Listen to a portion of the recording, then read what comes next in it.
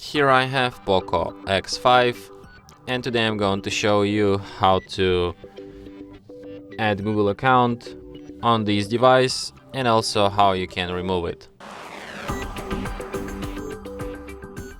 So firstly you have to open settings, and then you have to go to the accounts and synchronization, tap add account, then select Google, of course. So here you have to enter your email or phone number.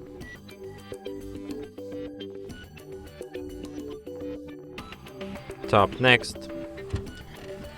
Then you have to enter your password. Tap next. Then you have to select if you will be using this device or if your child will be using it. Then you have to agree with Google's terms of service and privacy policy. In the following step, you have to select if you want to enable Google backup feature. If you want to, you can just tap accept. If you don't want, disable this feature here and tap accept. And after that, Google account will be added. So if you want to remove this account, select it here, tap more, and select remove account.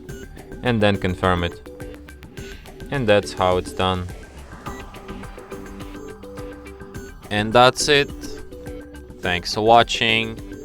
If you find this tutorial useful, don't forget to hit that like button and subscribe to our channel.